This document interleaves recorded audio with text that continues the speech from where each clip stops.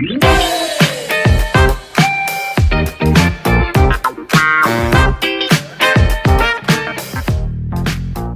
Chapel students, I hope you're doing well. I hope you're enjoying the summer, and I hope you are having fun during the summertime. We are continuing in our series called The Way, where we are looking at phrases and things that Jesus shared during his earthly ministry on earth. I wanted to begin this time by asking you a question that I was asked when I was 15 years old. And the question is, who do you say that Jesus is? Who do you say that Jesus is? This isn't a new question. It's actually found in the Bible in Luke 9. In Luke 9, Jesus just feeds the 5,000 with 2 fishes and 5 loaves of bread. Some scholars say that Jesus may have even fed up to 15,000 people because they don't account women and children in this account. In Luke 9, Jesus is praying and his disciples come to him and ask him this question in Luke 9 verses 18 to 20. It says, "One day Jesus left the crowds to pray alone. Only his disciples were with him, and he asked them, 'Who do people say that I am?'" So Jesus sees his disciples and he asks, "Who do people say that I am?" Jesus is growing in popularity due to all the miracles and things that he's done, and so he asks this question. And the disciples say, "Well," they replied, "some say you're John the Baptist. Some say Elijah, and others say you are one of the other ancient prophets risen from the dead." Then Jesus asked them, "But who do you say that I am?" And Peter, the leader of the disciples, says this, "You are the Messiah sent from God."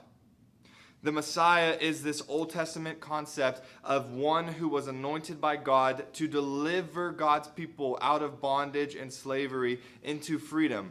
Not only that, but the Old Testament prophets expound on this in so many ways. Isaiah says that the Messiah would be the light to the Gentiles, bringing redemption by suffering for all so that they could have freedom.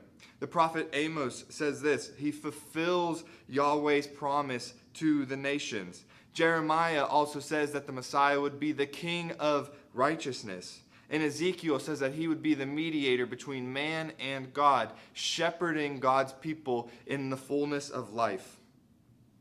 It's this wonderful reminder that the Messiah is all these things. He is king, he is our priest, he is our shepherd, he is our savior. He's the one who has taken our shame and our guilt and our penalty, put it on himself so that we could have life.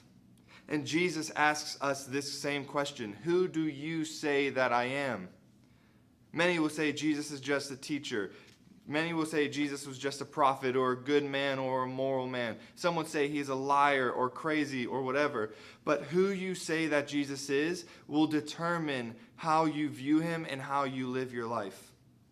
Peter shared with full confidence, "You are the Messiah, the one that was promised, the one that we were hoping for, and the one that we were waiting on."